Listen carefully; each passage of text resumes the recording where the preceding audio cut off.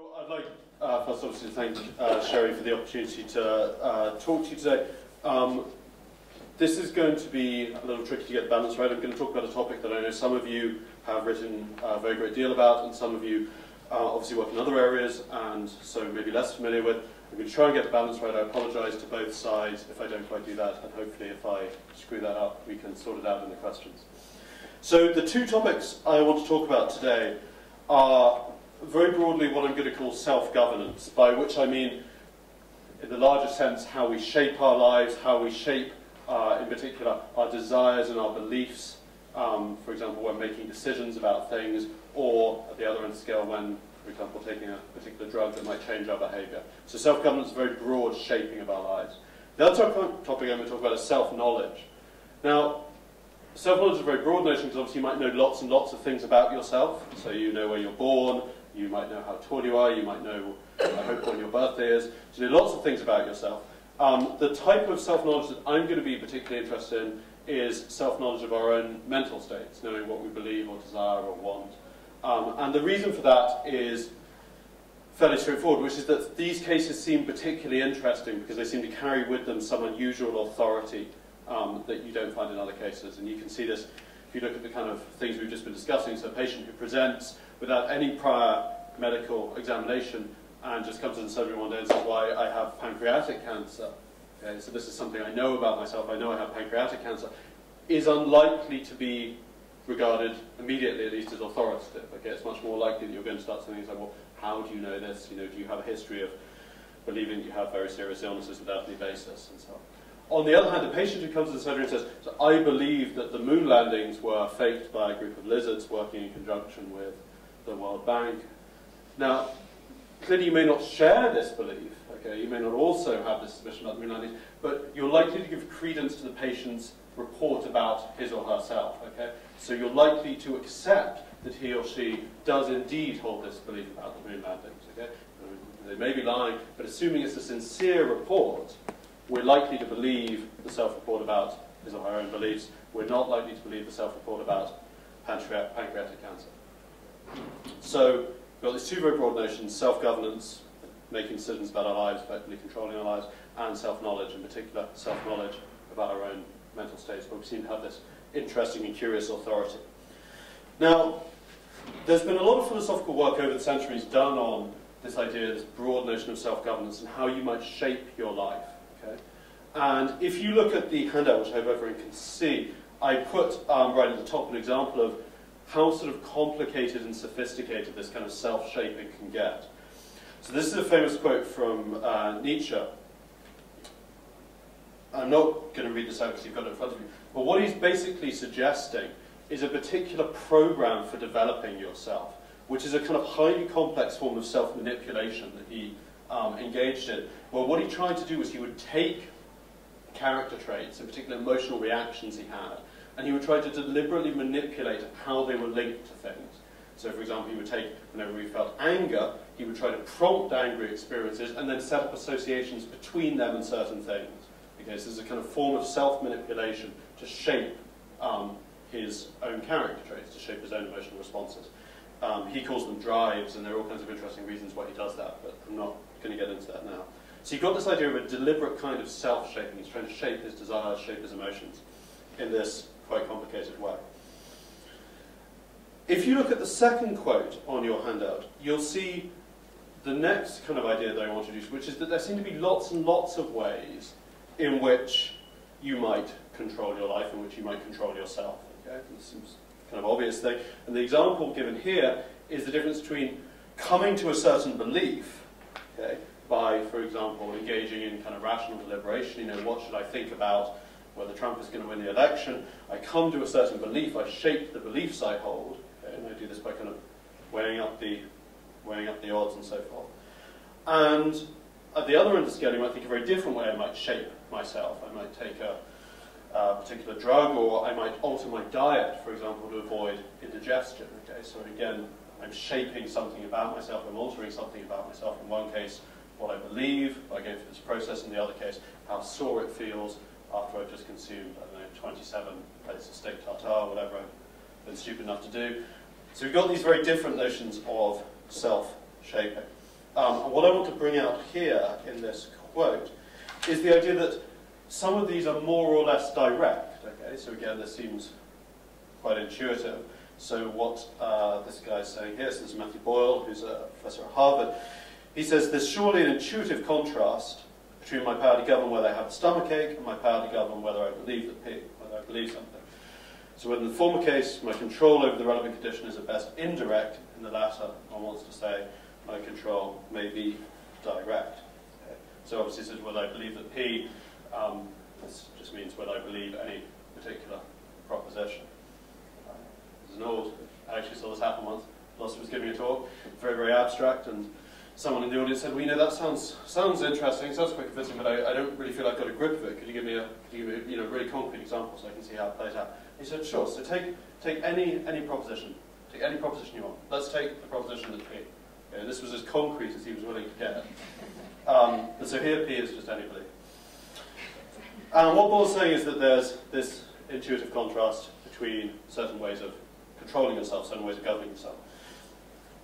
Now, the topic I want to address particularly is the relationship between certain types of self-governance in this very broad sense and self-knowledge. Okay? So particularly this kind of authoritative self-knowledge of your beliefs and desires that we saw in the lizard moon landing example. And the reason I'm interested in it is because there's a very, very widely held philosophical view, which I think connects up to interesting issues in psychiatric practice, about differences between ways in which you might self-govern, in particular ways in which you might alter your beliefs or desires. And you can see this philosophical assumption if you look at the third quote on your handout here. Okay. So what is going on here is a contrast is being drawn between two ways of changing what you believe or changing what you desire. Okay. And what he says effectively is there's one kind of group of ways which is very broad. It's training, mental discipline, drugs, the cooperation of friends, or hurling yourself into a situation that you know will produce a certain response. Okay?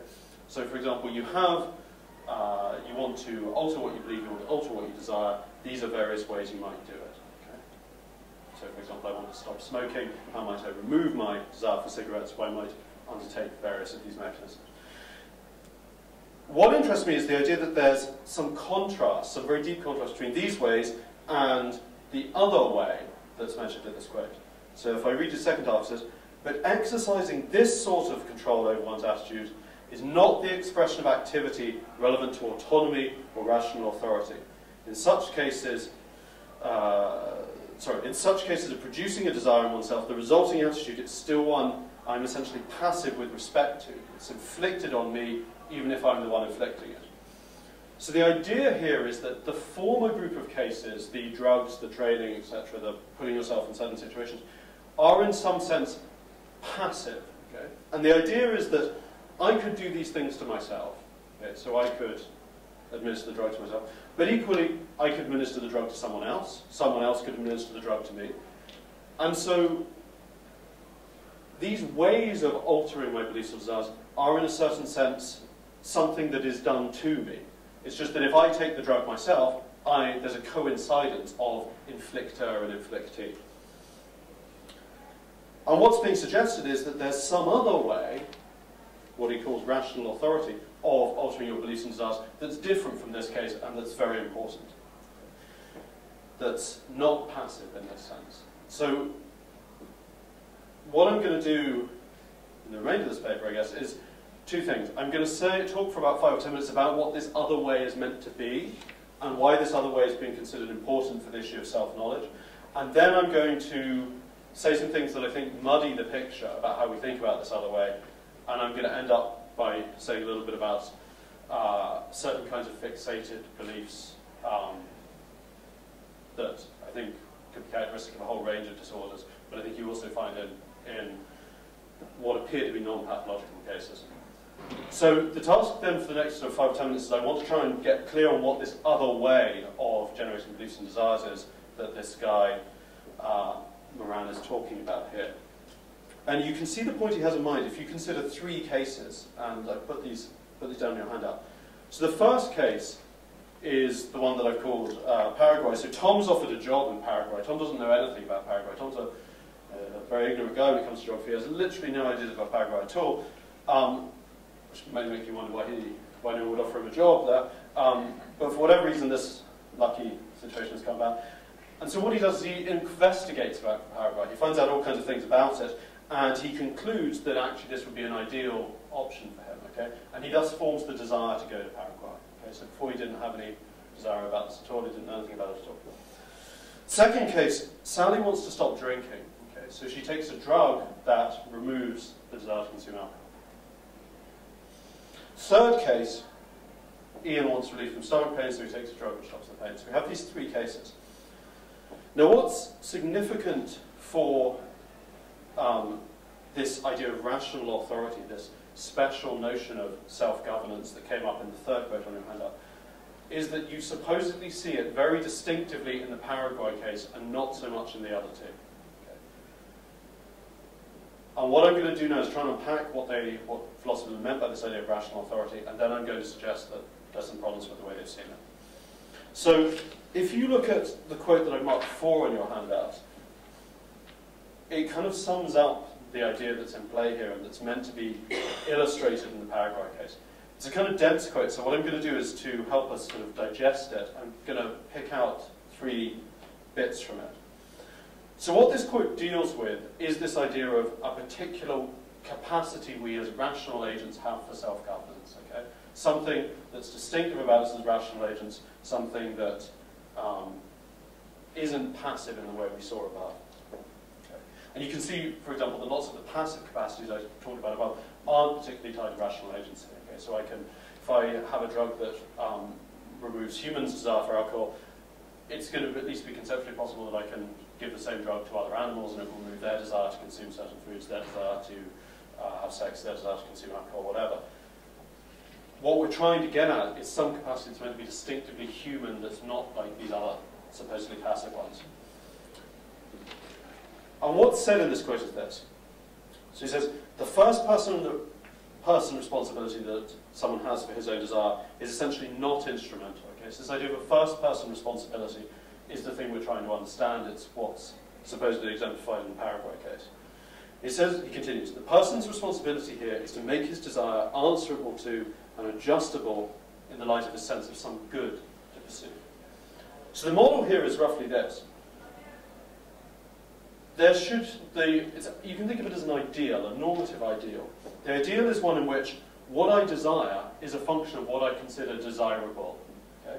So similarly, if you take the judgment case, it's a model in which what I judge is a function of what I consider is believable.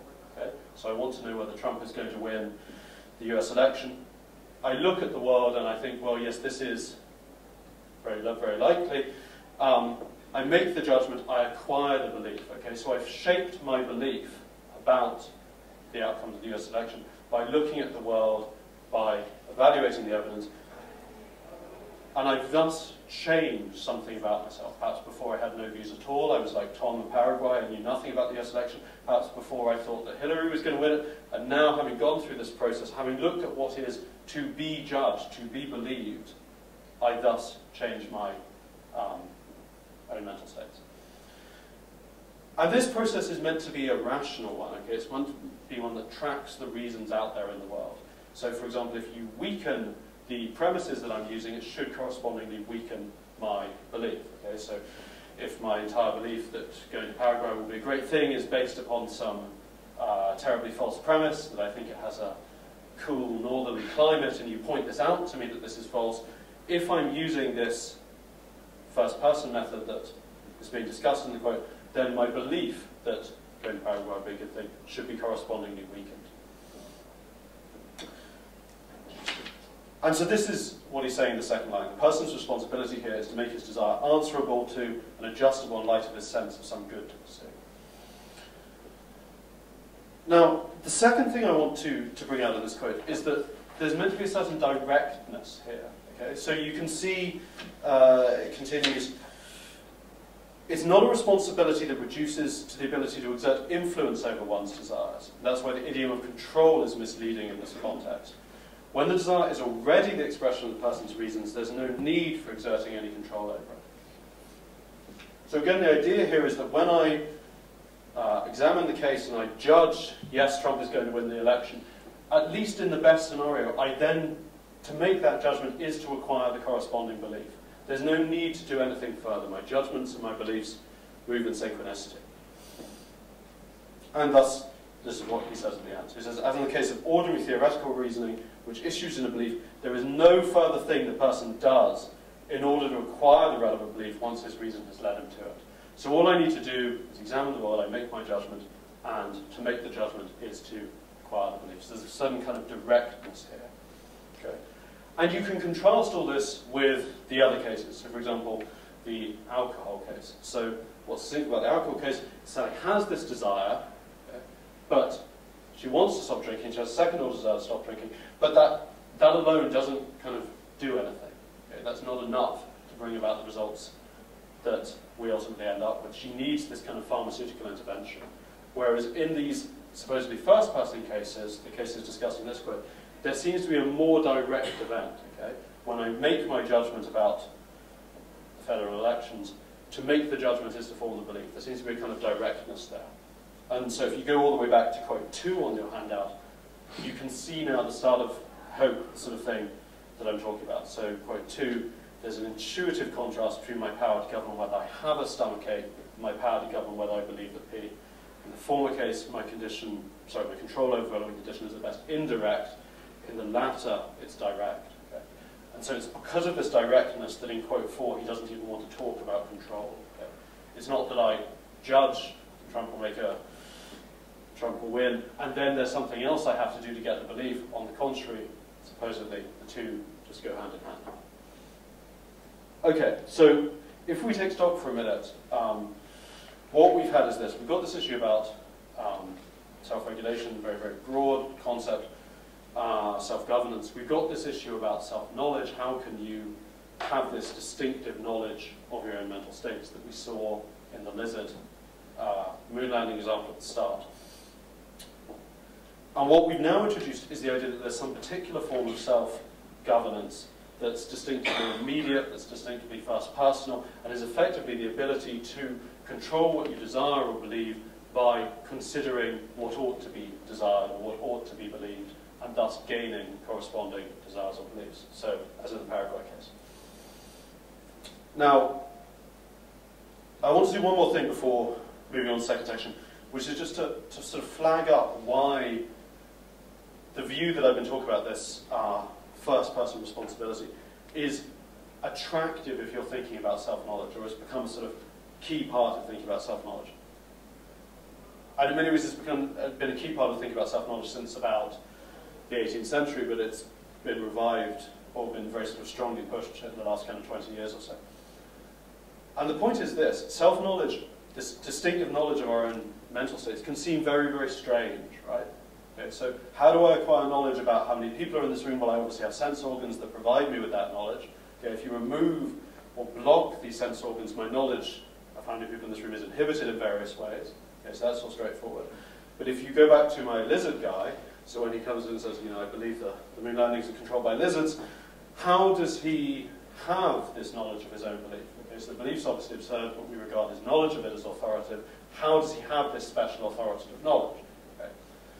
And one line that you might get out here is you might say, well, there's some sort of special sense organ. Okay, so just as there's a sense organ that lets me take in data about the external world, there's a sense organ that lets us take in data about our own beliefs. Okay. But the problem with that then is you're going to have, well, it seems like you're going to be compelled to accept that you could effectively be self-blind. That just as I might be blind, in the literal sense, I don't know how many people are in the room, I have no way of acquiring that information, my eyes are blocked out.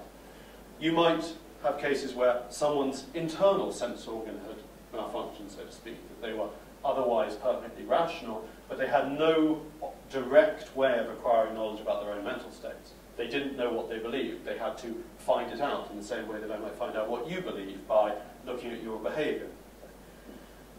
So if you think that self-knowledge works by this kind of sense organ model, you seem committed to the idea there could be a case where someone has only an external perspective on their own mental states. They have no privileged access to what they believe.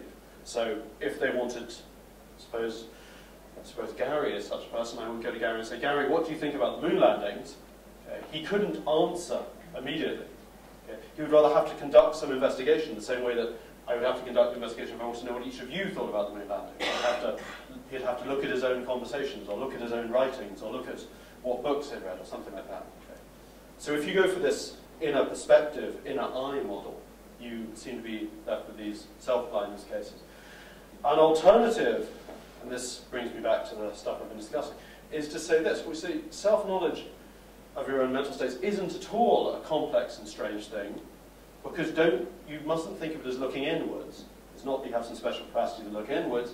It's just a matter of looking at the world, plus the fact that we've been talking about, plus this special ability to determine what you believe. So if someone says to me, do you think that Trump will be the next president? Okay, I don't look inwards, I don't kind of shut my eyes and squint and see what beliefs do I have in here about this. I just look outwards, I look at reality, and I make a judgment. And because of the stuff we've talked about, that judgment constitutes what I believe. So I can come up with answers about what I believe by looking at stuff out there. Okay. And that's an interesting but strange phenomenon, right? So you think, if I ask you, what do you believe about something, I've asked you a question about your mental states, and yet you're able, it seems, to answer it by looking at something completely distinctive, namely the federal election polls. Okay. And the kind of stuff we've been talking about would explain that. Because in making judgments about the external world, I constitute, I self-govern, in this very broad sense, I generate the relevant beliefs.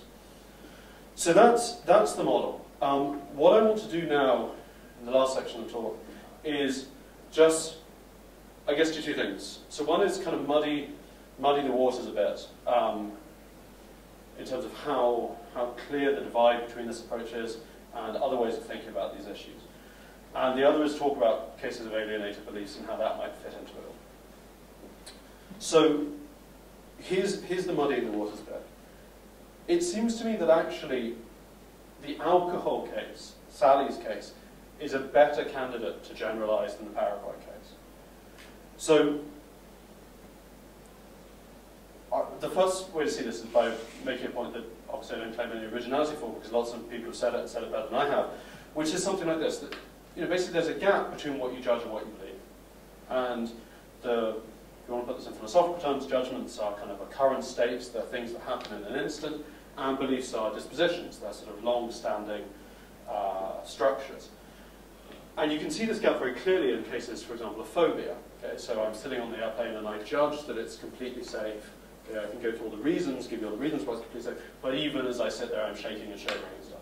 And that seems to be a distinction between judgment and belief.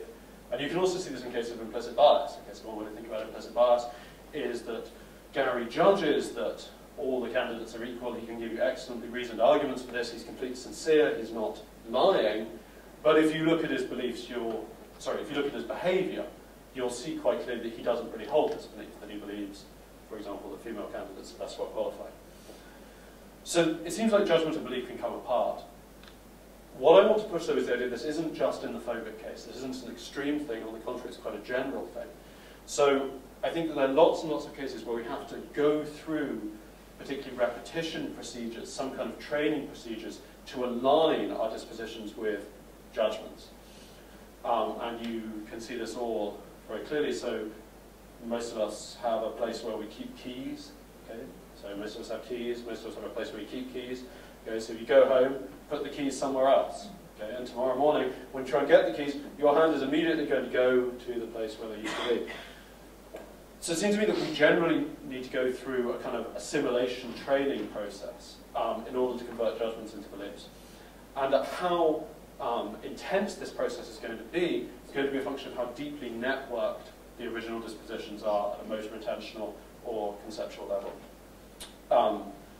So if we go back then to the quote mark 3 on your handout, what Moran is doing there is drawing a distinction between one kind of self-regulation, training, drugs, putting yourself into situations where you suddenly have to do something, and this other special kind of self-regulation, making judgments that constitute beliefs. And what I'm suggesting is actually the two always have to go hand in hand, because in order to get from a judgment to what we'd want to call a belief, you always, or very likely, are going to need some of these mechanisms of training and belief, and training and repetition, and so forth. So in that sense, it seems to me that the alcohol case is quite a good general case, because there's this intermediate mechanism of the drug. This is just as there's an intermediate mechanism of training or learning to reprocess as you move from an occurrent state, the judgment, to a dispositional state of belief. And I think we should actually think of the Paraguay case as a limit example of that.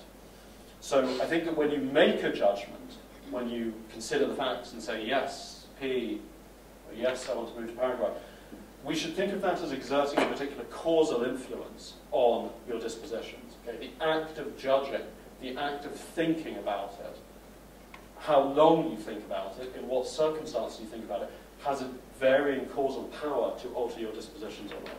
So the Paraguay case, where you have this very neat alignment between desire and reasoning, you know, the guy considers the stuff, he's completely neutral at the start, and he forms a desire, he changes his desires.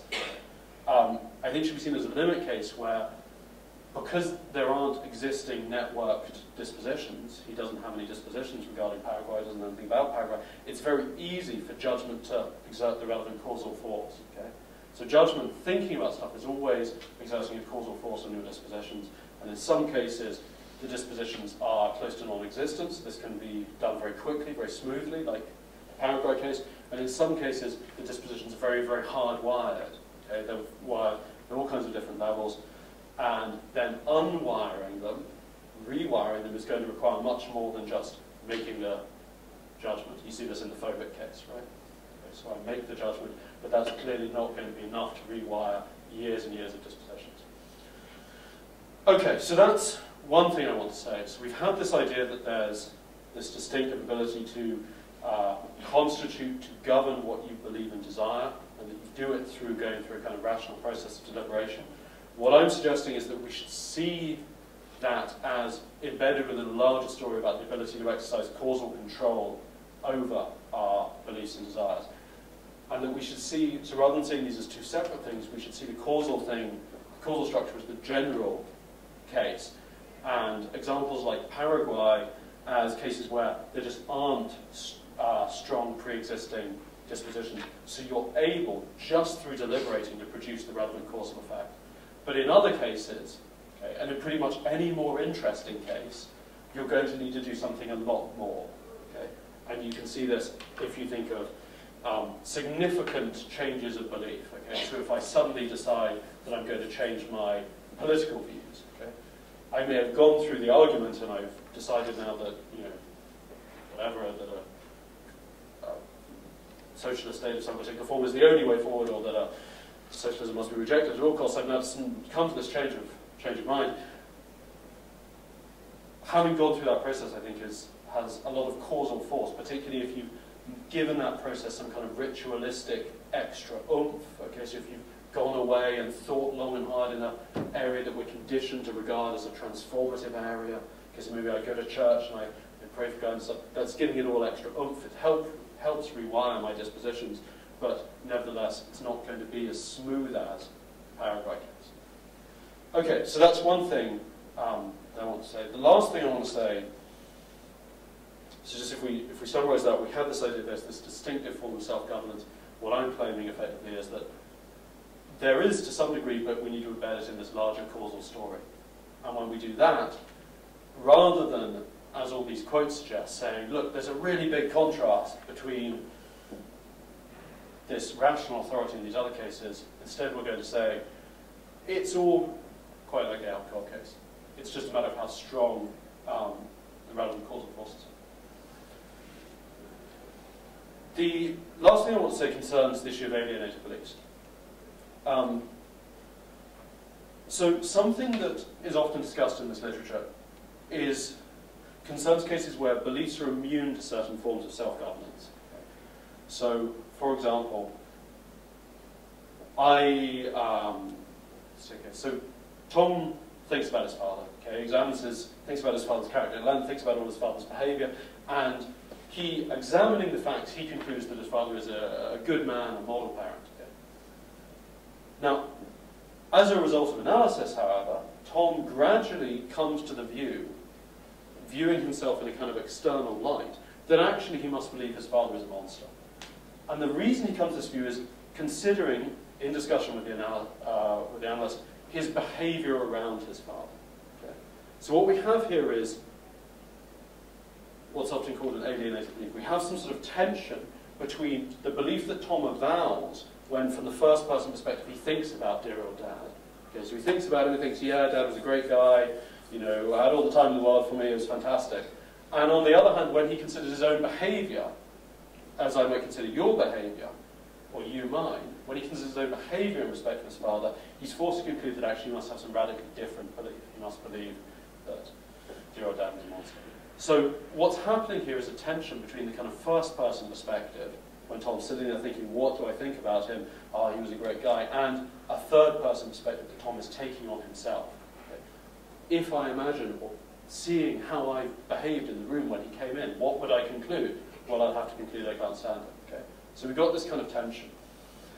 And this is called an alienated belief because it seems like Tom can't alter this belief through the rational mechanism. Okay? So Tom considers all the facts about his dad as long as he wants. He still ends up with the conclusion that he's a good guy, and yet he's faced with this seeming truth that he must hold quite different views at some level. Now, so what's this is meant to illustrate is a case of the breakdown of a certain rational mechanism, certain mechanism of self-control, certain mechanism of self-governance. And the claim that you often see in the literature is that when this mechanism breaks down, you'll find it alienating. You're alienated from these beliefs. So Tom can't embrace this belief about his dad because he can't, he can't make any sense of it. When he thinks about all the wonderful things his dad did, etc., he can't reach this conclusion. And what I want to do is just introduce a kind of, I'm not sure what I think about this case, and this is mainly why I want to introduce it, see what you guys think about it.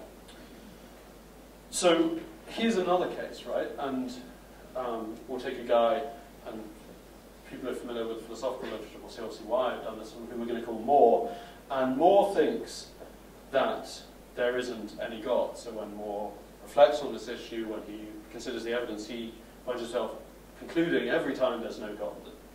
Not just that it's unlikely, but that, in fact, it's not the case. Nevertheless, he has a sort of compelling, intuitive certainty that God exists.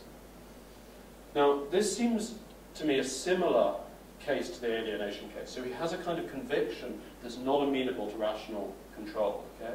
It's a kind of fixation, you might say. He always has this certainty, and he can't reason himself out of it. He goes through the reasoning, he concludes, yeah, absolutely, there's no God, and yet, nevertheless, this kind of part of his view of God is just unaltered by this process. He retains this conviction that God is out there. So, this case is interesting for two reasons. It's a bit like the analysis case. There's a belief that can't be altered through rational reflection. Well, okay, I call it a belief, and then technical issues there. There's something that can't be altered through rational reflection. But it seems to me it's not the same as the analysis case for this reason. In the analysis case, I think it's very hard not to see the belief that Dad is a monster as alienated from us. Okay? I think it's very, very hard not to find ourselves alienated from that belief. In this case, though, I think there are lots and lots of people who wouldn't find this intuitive certainty alienating. Okay? Because there are lots and lots of structures where they can explain it. So they can say, well, I've tried to reason myself out of the existence of God, and I always come to the conclusion that he doesn't exist, but yes, I have this deep, deep certainty that he does. And it seems to me there's plenty of stuff in the theological literature where people have this set up, and they regard it as a deeply reassuring immunity to doubt, okay? That whatever reason tells them, whatever the mistakes that reason leads them in, they nevertheless always have this firm conviction. And they don't find this alienating, they find it positive, they find it reassuring. So I want to move to the suggestion as to why that might be.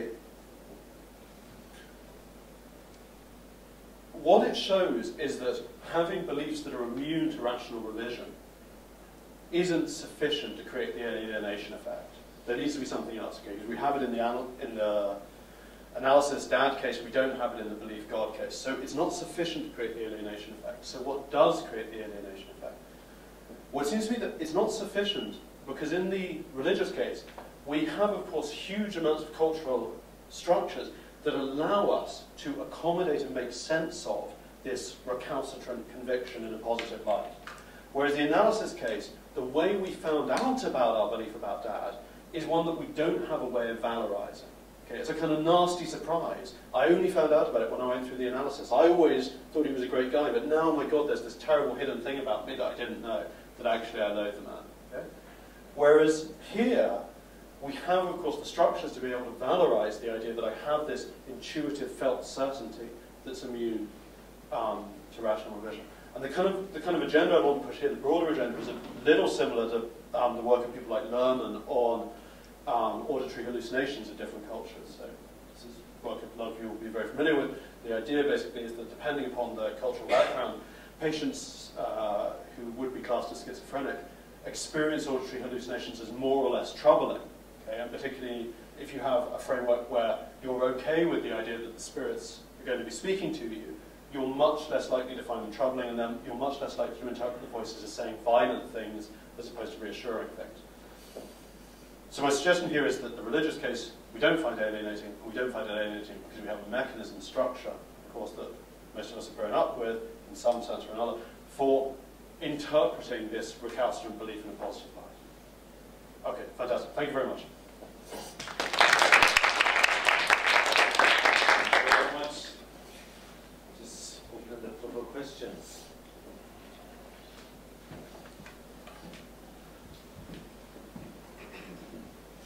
Hi, thanks for that. I agreed with a lot of what you were saying. I just wanted to ask you about the discussion of alienation at the end. So I think I agree with you that immunity to rational revision isn't sufficient for alienation. And I just wanted to suggest why that might be and see how that pans out with the analysis case. So one thought you might have is that there are certain beliefs, desires, emotions, attitudes that I have that are fundamental to me being me. They constitute my identity. They make me who I am, the person that I am. So now, I mean, they might be immune to rational revision, but it would be weird to think that I'm alienated with respect to them because they make me me. Right? So then the question about your analysis case would be whether one wants to say that this surprising belief about your father is in that sense a constitutive belief or not. I mean, you might think that in that case there's, maybe it's alienated. Maybe it's alienated if it doesn't play the same role in your life as these other beliefs, attitudes, and desires that I was talking about. So the suggestion is, you don't have even when you have immunity to rational revision, you don't have alienation as long as the mental states in question are constitutive mental states. In other words, mental states that make you, that give you your own sense of identity. So I wanted to ask if you would buy that. Yeah, that's really interesting, thanks. I mean, so it seems to me that alienation here is going to be deeply problematic for the kind of reason you talk about, which is that presumably I've got to be alienated from something, right? And so if you have something that in some sense is constitutive of myself, it's going to be very hard to see how I could be alienated from it. So I completely agree with that. I think also there's going to be some overlap between what you're suggesting and the way I've set it up with this focus on the method of finding out about the belief.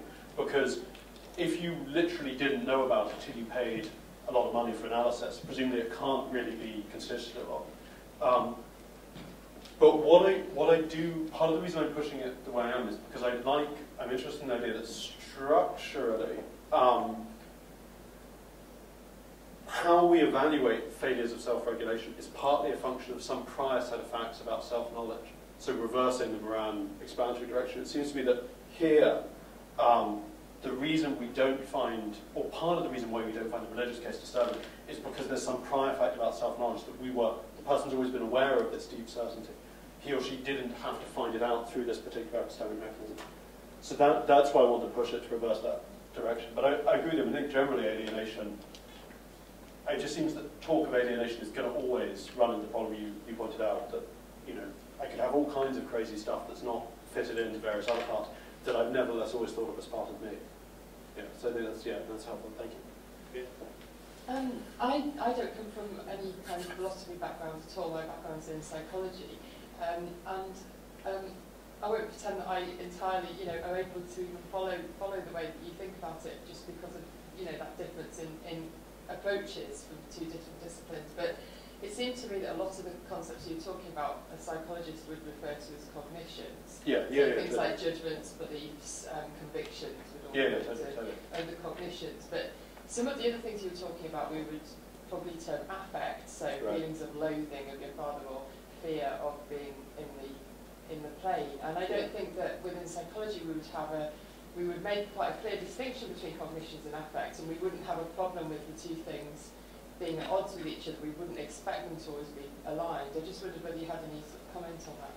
Yeah, I mean, so I think what's interesting is they're going to be, so they're clearly some, I mean, I suppose the way these people tend to divide it up is that they think there's reason-responsive stuff and non-reason-responsive stuff.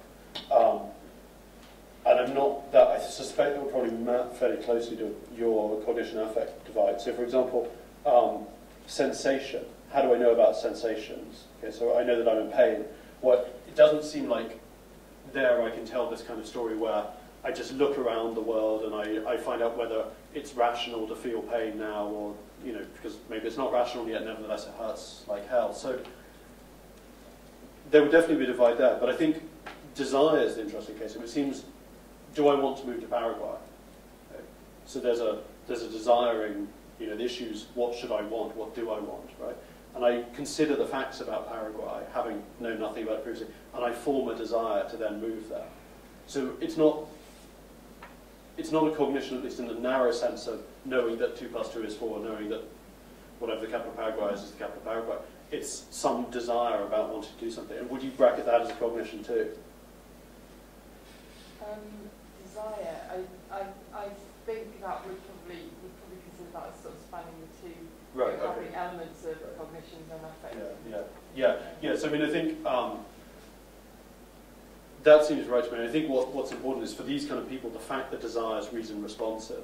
So here, my desire has been generated by looking at the reasons. I didn't care about Paraguay 2 weeks before. Now I really want to go there. Why? Because I've generated it through looking at the reasons. So they'd do a sort of divide between reason responsive stuff on the one side, whether that's beliefs, desires, whatever, and non-reason responsive stuff on the other side. And then I think lots of the states in question are going to have what you're calling cognitions and also affective components.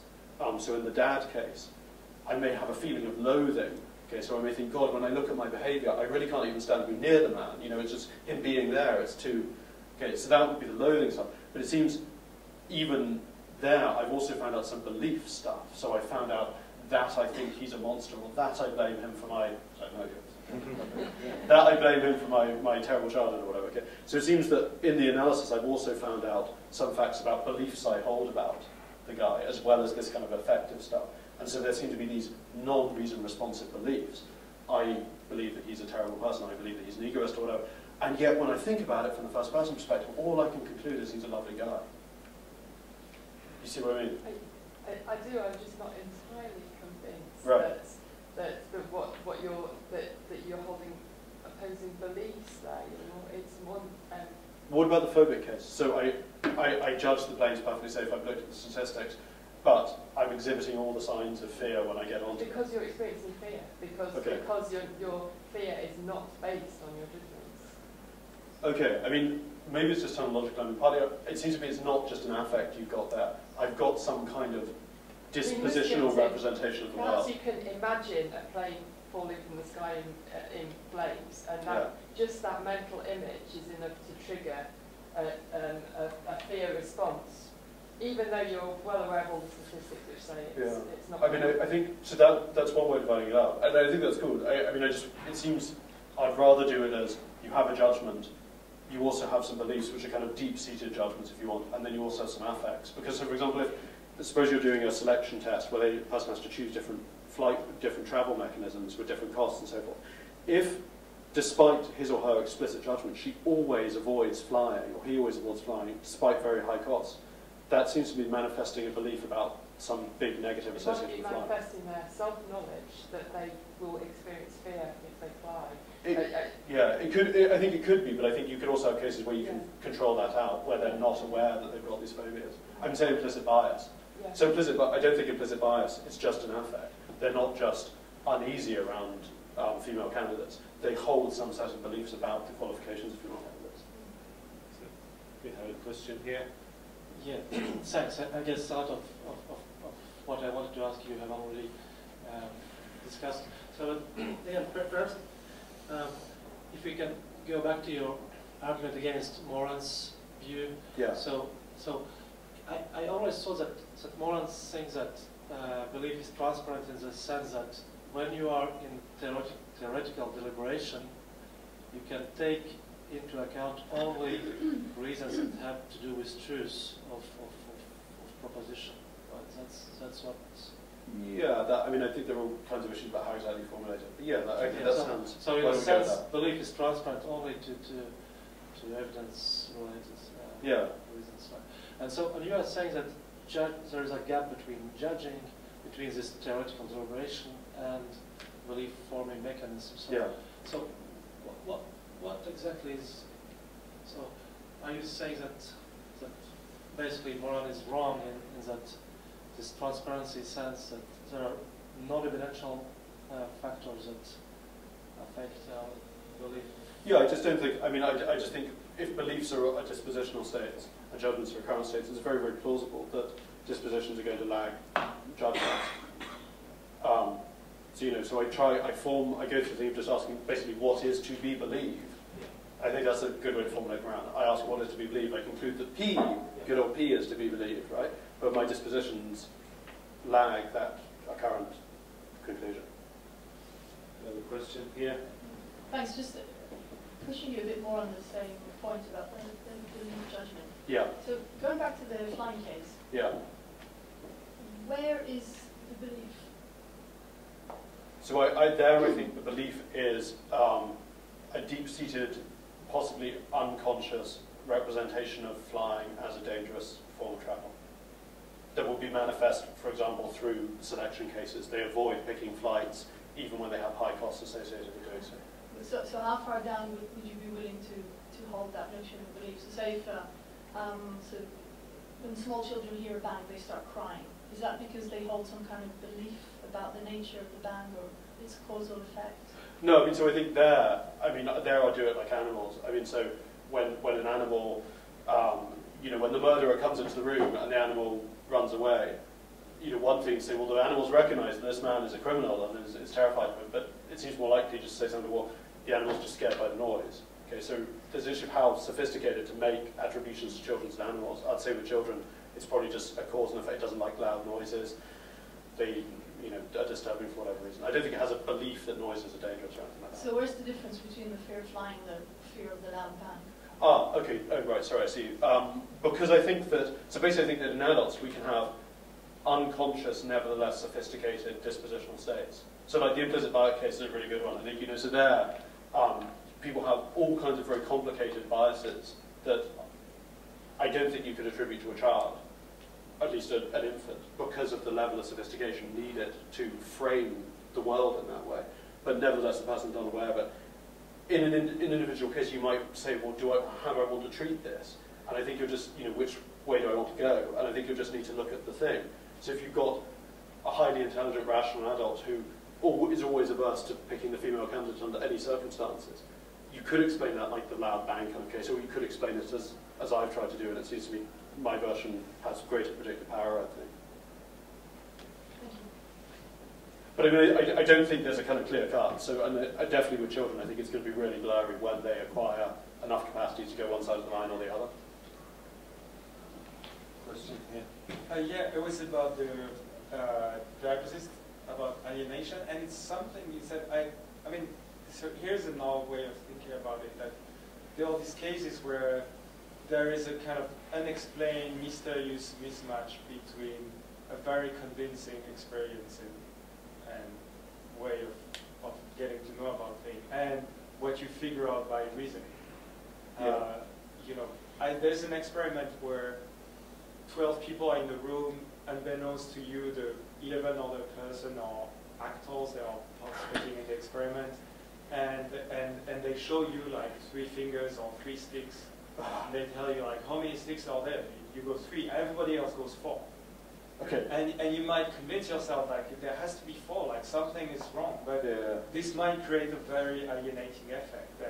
And you might think I'm thinking in the category of things where, you know, the 2 patches of color really look different. You are shown and proved that they're all the same. And so I was thinking like that seems to be, and you pointed it out, that seems to be a relevant difference here. It's like on the one hand, the person, it's just like introspect as much as you can. You just don't have this experience. While in the religious certainty case, there is no funny thing like that. Like the person can see in themselves or can experience the conviction. So I was saying maybe the alienation has. I mean that's. That's really helpful. Thanks. I didn't. I like the experiment a lot. I didn't know about that. That's really helpful. So I thought about using a kind of similar case, and the only thing. So this is just a philosophical issue. Maybe we can talk about more later. The only thing that slightly worries me is whether those cases are going to be cases where you do believe that there are 3. It's just you also believe that there's conflicting and problematic evidence. Whereas I wonder if the religious case is actually a kind of Morean case, so that it's literally there is a God, but I don't believe there is a God. Whereas these cases sound a bit more like I believe there's 3 fingers being held up, but I also believe there's all kinds of weird conflicting evidence, and I'm not sure what's going on with it. So that was something I was unsure about. But maybe we can talk about that afterwards, because I don't want to kind of bore other people with more issue. Any other questions? All right, please thank our final speaker.